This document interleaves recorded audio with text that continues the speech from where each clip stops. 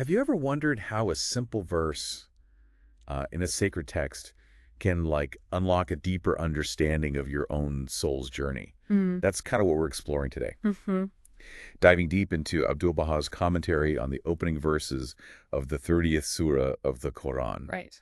the Surah of Rum. Yeah, it's amazing how much wisdom and insight can be packed into just a few words. It really is. And what's even more fascinating is that Abdul Baha doesn't just give us one interpretation of these verses. Right. He actually provides 10 different ways to understand them, Oh, wow. each revealing another layer of meaning. It's like peeling back the layers of an onion, Yeah. but instead of tears, we get these incredible aha moments of spiritual insight. I love that analogy. So to set the stage for our exploration, let's start with the historical context of these verses. Okay. They talk about the Byzantines or Rum being overthrown, right? That's right. We're talking about the Byzantine-Persian conflict back in the 7th century. Yeah. The verses actually predicted a Byzantine victory, which at the time would seem pretty unlikely to a lot of people. I can imagine that would have raised some eyebrows. Yeah. So this prediction coming true would have been a pretty big deal for those who believed in Muhammad's message. Absolutely. It would have been seen as a powerful sign confirming the truth of his revelation. Okay. But as you might have guessed, Abdul Baha doesn't stop at just the historical level. Okay, so there's more to this overthrowing than just a military victory. Right. Where do we go from here? Well, this is where it gets really interesting. Abdul Baha takes this idea of Rum being overthrown and applies it to 9 other Rums, Okay. each representing a different aspect of reality that can be transformed or overcome through divine influence. 9 other Rums. Now I'm really intrigued. Yeah. Give me an example. Okay. What's one of these symbolic Rums that could be overthrown? Well, let's take the Rum of our own ego and passions. You know, those parts of us that are constantly seeking pleasure, power, or recognition. Oh yeah, we've all got that inner Rum causing a ruckus sometimes. Exactly. And Abdul Baha suggests that by aligning ourselves with divine guidance, we can overthrow the tyranny of these lower impulses Okay. and cultivate higher spiritual qualities like love, compassion, and detachment. That makes a lot of sense. Yeah. So it's not just about armies being defeated on a battlefield. Right. It's about conquering those inner battles we all face. You got it. And this theme of overthrowing runs through all 9 of these esoteric interpretations. Okay. We see how divine influence can transform our perceptions of reality, our attachments to worldly things, even our limiting beliefs and negative thoughts. It's like those verses are a secret code, and Abdul Baha's giving us the key to unlock their hidden meanings. I like the way you put that, and it's through understanding these multiple layers of meaning that we can gain a deeper appreciation for the richness and complexity of sacred texts. So we've got 9 of these symbolic Rums that Abdul Baha talks about. What are some of the others? Yeah. Well, he talks about the Rum of existent realities and their veils.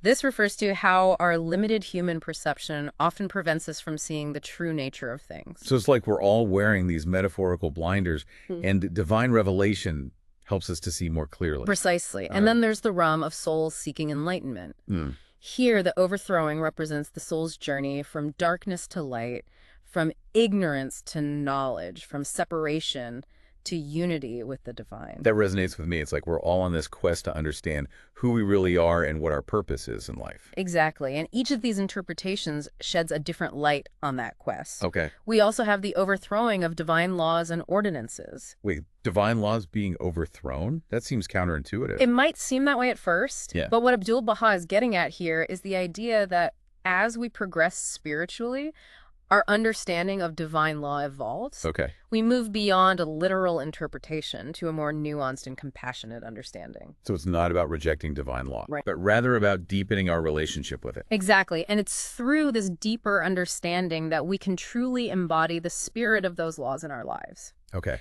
Abdul Baha also talks about the overthrowing of the very essence and potentialities of things. Okay, now that one sounds a bit abstract. What does he mean by that? Think about it this way. Everything in creation has a certain potential, a hidden capacity for growth and transformation, Uh-huh. but often that potential remains dormant, obscured by our limited understanding. So this overthrowing is about unlocking those hidden potentials. You got it. It's about realizing the full possibilities of what we and indeed all of creation can become. Okay. Then we have speculative opinion being overthrown by divine revelation. Ah, so this is about moving beyond mere conjecture and embracing a higher truth. Precisely, it's about letting go of our preconceived notions and opening ourselves to a new way of seeing the world. Okay. We also have bodily stages and realities being overthrown. So even our physical bodies are part of this overthrowing. Yes, even our physical bodies are subject to transformation and refinement as we progress on our spiritual path. That makes sense. It's like our whole being, body, mind, and spirit is undergoing a process of evolution. Exactly, and then there are the idle fancies and vain imaginings being swept away. So our negative thoughts and limiting beliefs, those are also rums that need to be overthrown. Precisely, it's about clearing away the mental clutter and making space for more positive and empowering thoughts. Wow. I'm seeing how each of these interpretations adds another dimension to the idea of overthrowing. It's not just about external battles, Right. but also about those inner struggles we all face. And it's through these inner victories that we can truly transform ourselves and the world around us. So far, we've covered 8 of these symbolic rums. Yes. I'm guessing the 9th one is where Abdul Baha really dives into the depths of the soul's journey. You're right. The ninth interpretation focuses on the stages of the soul Okay. and how each stage represents an overthrowing of the limitations of the previous stage. Okay, this is what I've been waiting for. Tell me more about these stages of the soul. Okay. Where does our journey begin? Well, Abdul Baha starts by describing 5 main types of souls: Okay. mineral, vegetative, animal, human, and a divine soul, Okay. which he calls the soul of Lahut. So we humans fall somewhere in the middle of this grand spectrum of souls. We do. And within the human soul, he outlines 9 distinct stages of ascent, Okay. starting with what he calls the commanding soul. The commanding soul? That sounds kind of intimidating. Maybe a little, but think of it this way. We've all experienced this stage. Okay. It's that part of us that's driven by our desires, our wants, our need for instant gratification. Oh, yeah, the gimme, gimme, gimme part of us. I know that soul all too well. Exactly. It's that voice inside us that wants the latest gadget, the bigger house, the endless vacation. Yeah. But eventually, if we're lucky, we start to see the limitations of this way of being. Okay. We realize that true happiness can't be found in chasing after external things. So what happens when we start to question that gimme, gimme, gimme mindset? Yeah. Is that when we move to the next stage? It can be, Abdul Baha calls the next stage the blaming soul. Okay. This is where we begin to feel remorse for our past actions. Wow. We recognize our shortcomings and start to take responsibility for the choices we've made. So it's like a spiritual wake-up call. We're finally acknowledging that maybe we haven't been making the best choices. You could say that it can be a painful stage, Yeah. but it's also a necessary one. It's through recognizing our flaws that we can begin to transform them. That makes sense. So what comes after we've faced our shadow side and felt the sting of remorse? Well, hopefully this leads to the stage of the inspired soul. Okay. This is where we start to awaken to higher truths and feel a genuine desire to live a more righteous life. Okay, this sounds a lot more hopeful. Yeah. What does it mean to be an inspired soul? What does that look like in everyday life? It could manifest in many ways. Maybe you find yourself drawn to spiritual teachings, or you're suddenly more interested in helping others. You might feel a renewed sense of purpose and a deeper connection to something greater than yourself. So it's like a spark of light has been ignited within us, guiding us toward a more meaningful path. Beautifully put, and as we nurture that spark, it can grow into a steady flame of faith and certainty. This brings us to the stage of the assured soul. The assured soul, that sounds like a place of inner peace and stability. It is at this stage we've moved beyond the seeking and questioning of the inspired soul, and we found a sense of groundedness in our beliefs. So it's not just about blindly believing. Right. It's about having a deep experiential knowing that resonates within our very core. You got it. And once that assurance is established, it can lead to a profound sense of surrender and acceptance. Abdul Baha calls this the accepting soul. The accepting soul. What does it mean to be an accepting soul? It's about aligning our will with the divine will. It's about finding contentment and peace, even when things don't go our way. That sounds incredibly challenging, especially in a world where we're constantly bombarded with messages telling us to strive, to achieve, to control. It's definitely not an easy stage to reach, but Abdul Baha suggests that it's through this surrender, this letting go of our need to control, that we can truly experience the flow of divine grace in our lives. So it's like We're stepping out of the driver's seat and allowing a higher power to guide our journey. You could say that, and when we reach this level of surrender, we become what Abdul Baha calls an accepted soul. Accepted by whom? Accepted by the divine. Of course, this is a soul that has become so aligned with the divine will that it's showered with blessings and spiritual favor. Wow. So we've gone from gimme, gimme, gimme to being showered with blessings. That's quite a transformation, but it sounds like the journey doesn't end there. No, it continues. The next stage is the perfect soul. The perfect soul. Is that even possible? Abdul Baha suggests that it is, though it's certainly a rare and lofty attainment. So what does it mean to be a perfect soul? It's about embodying divine attributes to such a degree that we become a source of inspiration and guidance for others. So not just receiving light, but radiating it outward. Exactly. And then we move into truly rarefied territory with the soul of Malakut. The soul of Malakut. That's It sounds almost mythical. it does, doesn't it? But think of it this way. Have you ever experienced a moment of such profound joy, such a complete absorption in the present moment, that all sense of time and separation seem to dissolve?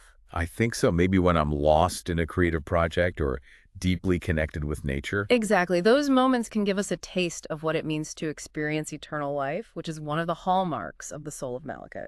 It's a state of pure bliss of dwelling in the heavenly realms. Wow, that sounds incredible. Yeah. But is there even a stage beyond that? There is, according to Abdul Baha, he calls it the soul of Jabarut. The soul of Jabarut. Yeah. It's hard to even wrap my mind around that. What can you tell us about this ultimate stage?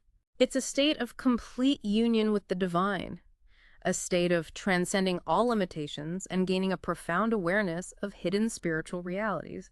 It's really beyond human comprehension. I could appreciate that.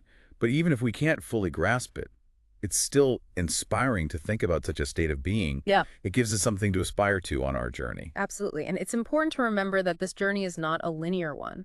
We may find ourselves moving back and forth between these stages, experiencing moments of great clarity and connection, followed by periods of confusion or doubt. That's actually quite reassuring. It means that even when we stumble, we're not failing. We're simply learning and growing. I'm curious, listening to these descriptions, is there a particular stage that resonates with you right now? It shifts from day to day, to be honest, but lately I've been reflecting a lot on the accepting soul. That complete surrender to a higher will, finding contentment even in the midst of challenges. That's a state I aspire to embody more fully. I can see why that stage would be so magnetic. It speaks to a level of trust and faith that I find deeply inspiring. And it ties back beautifully to the idea of overthrowing that we were discussing earlier. Each of these stages involves overthrowing the limitations of the previous stage. Right. It's a continuous process of shedding old patterns and embracing a higher way of being. So the Byzantines being overthrown can be seen as a metaphor for our own internal battles and triumphs as we move through these stages of the soul. Exactly. It's a brilliant way of connecting the historical narrative to the mystical interpretation, and that's not even the end of the story. Abdul Baha also mentions an alternative reading of the verse, where the Byzantines are initially victorious, but then later defeated. Oh, wow, a plot twist. What's the significance of that alternative reading? Well, it hints at the cyclical nature of history and even the possibility of spiritual decline. Even after reaching great heights, we can fall back into old patterns if we're not vigilant. That's a sobering reminder. It seems like even in this mystical realm, there's no room for complacency. Indeed, the journey of the soul is a lifelong process of striving, refining, and constantly seeking alignment with the divine. This deep dive has already given me so much to think about. It's incredible how much depth and meaning Abdul Baha has unpacked from just a few verses. It is, and we've only just begun to explore his commentary. There are still 2 more interpretations to uncover, each offering a unique perspective on this idea of the Byzantines have been overthrown. I can't wait to see where this exploration takes us next. Be sure to join us for part 2 of our deep dive into Abdul Baha's commentary on the Surah of Rum.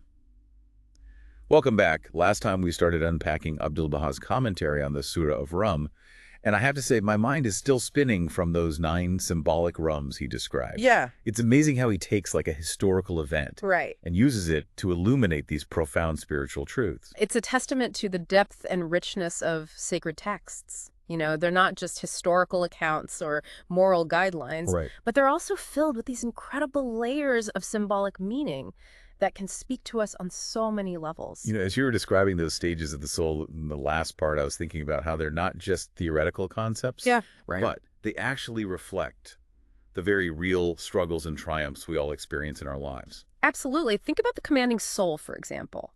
Haven't we all felt that pull towards instant gratification, that desire to accumulate more possessions, more status, more Oh, experiences? absolutely. I remember when I was younger, I thought having the latest gadgets and clothes would make me happy, but it was never enough. There was always something else I wanted. It's like that saying, the grass is always greener on the other side. That's such a perfect example of how the commanding soul operates. It's always seeking something outside of itself to fill a void that can only be filled from within. So how do we move beyond that stage? How do we overthrow the tyranny of the commanding soul? Well, it often starts with a moment of reckoning.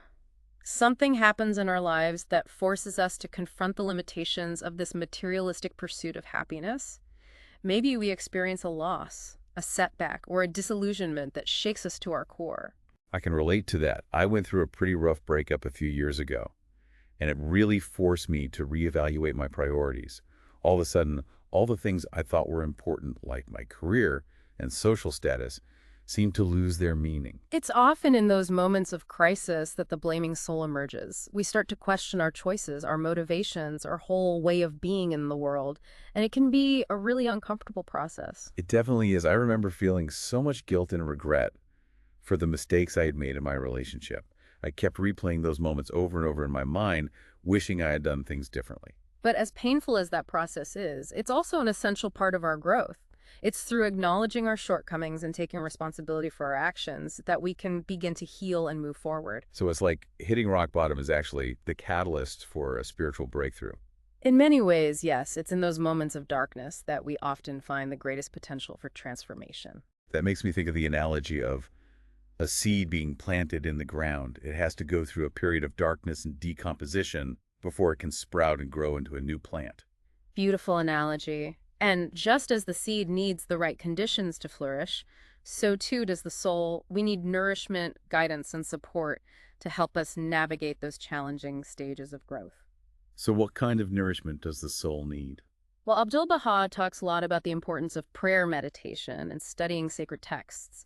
These practices can provide us with a sense of connection to something greater than ourselves, a source of wisdom and inspiration that can help us to see our lives from a higher perspective. I've definitely found that to be true in my own life. When I make time for those practices, I feel more centered, more grounded, and more able to cope with the challenges that come my way. It's like those practices are watering the seeds of our soul, helping them to blossom and grow. And as we cultivate these spiritual disciplines, we may start to experience what Abdul Baha calls the inspired soul. Ah, yes, the inspired soul. That sounds like a really beautiful stage.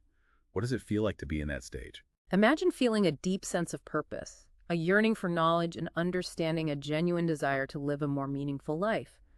You might find yourself drawn to new ideas, new experiences, and new ways of connecting with the world around you. That sounds a lot like the seeking phase that many spiritual traditions talk about. It's like we're on a quest for truth, for enlightenment, for a deeper understanding of who we are and why we're here. Exactly. And that quest can take many forms. It might lead you to explore different spiritual teachings, to engage in acts of service, or to simply spend more time in nature contemplating the beauty and mystery of creation. So it's not just about reading books or attending lectures. It's about actively engaging with life and seeking those moments of connection that spark our soul. Precisely. And as we continue to cultivate that sense of inspiration, it can lead to a profound sense of inner peace and certainty. This brings us to the stage of the assured soul. The assured soul. I imagine this is a stage where we've moved beyond the doubts and uncertainties of the inspired soul and found a sense of groundedness in our beliefs. You're absolutely right. It's a state of knowing, of having experienced the truth of these spiritual principles for ourselves. So it's not just blind faith, but rather a deep inner conviction that comes from direct experience. Exactly. And once that assurance is established, it can lay the foundation for a profound sense of surrender and acceptance, which Abdul Baha describes as the accepting soul. The accepting soul, now, that's a stage I think many of us aspire to, but it also seems incredibly challenging to achieve. It's about letting go of our need to control, to manipulate, to force things to go our way. It is a challenging stage, but it's also incredibly liberating. Imagine being able to face life's ups and downs with a sense of equanimity, knowing that everything is unfolding exactly as it should. I think that's what draws me to this stage. It's that sense of peace and trust that comes from knowing we're not in control. Yeah. That there's a higher power guiding our journey. And that's the paradox, isn't it? It's through surrendering control that we actually gain a deeper sense of agency and empowerment. We're no longer fighting against the current, but rather flowing with it, allowing life to carry us to where we need to be. So it's like we're moving from a state of resistance to a state of allowing. Beautifully put. And it's in that state of allowing that we open ourselves to receive the blessings and guidance that are always available to us. This brings us to the stage of the accepted soul. Accepted by whom? Accepted by the divine. Imagine feeling so aligned with the will of the universe that you become a conduit for its blessings. That sounds incredible. It's like we've moved from gimme, gimme, gimme to being showered with gifts. Exactly. And it's not just about material blessings, but also about spiritual gifts like wisdom, compassion, and unconditional love. It seems like each stage builds upon the previous one, leading us ever closer to that state of unity with the divine. It's a beautiful progression, isn't it? And as we continue to purify our hearts and refine our actions, we may even attain the stage of the perfect soul.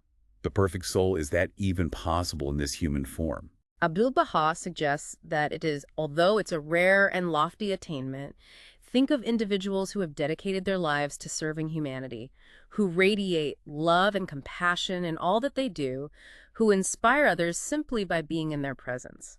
I can think of a few people, like they seem to embody a level of wisdom and spiritual maturity that's beyond anything I've experienced. That's the beauty of these stages. They give us a framework for understanding the potential that lies within each of us, even if we haven't fully realized it yet. So it's not about comparing ourselves to others, but rather about striving to embody those higher qualities in our own unique way. Exactly. And it's important to remember that the journey of the soul doesn't stop there. There are still two more stages that Abdul Baha describes, the soul of Malakut and the soul of Jabarut.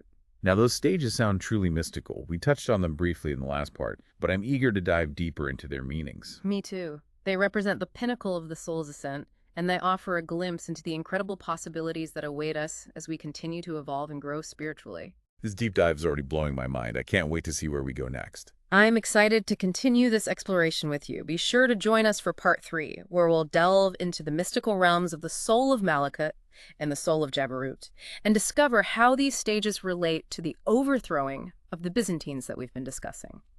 Welcome back to our deep dive into Abdul Baha's commentary on the Surah of Rum. We've been on quite a journey, exploring 9 different ways this idea of the Byzantines have been overthrown can symbolize the soul's ascent towards the divine. Yeah, it's been pretty incredible. Now I'm ready to tackle those final 2 stages you mentioned.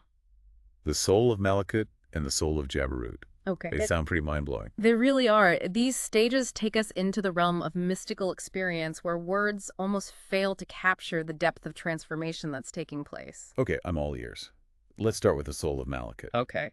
You hinted earlier that it has something to do with experiencing eternal life. Right. What exactly did Abdul Baha mean by that? Well, remember how we talked about those moments where you feel completely absorbed in the present? Where time seems to stand still.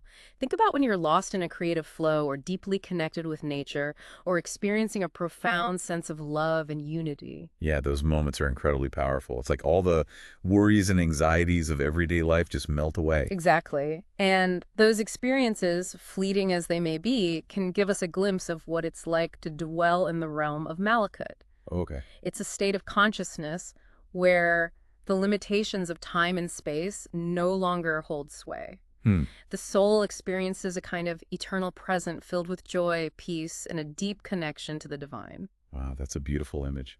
So it's not about living forever in the physical sense, Right. but about accessing a state of being that transcends our usual perception of time. Precisely. It's about experiencing a taste of the infinite, the eternal, the timeless essence of our true nature. I'm starting to see why this is considered a mystical stage. It seems to require a shift in consciousness that goes beyond our ordinary ways of thinking and perceiving. It does, and it's important to remember that these descriptions are just pointers. Yeah. Attempts to convey an experience that's ultimately beyond words.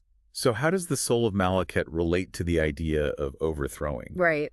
How does it represent an advancement from the previous stage, the perfect soul?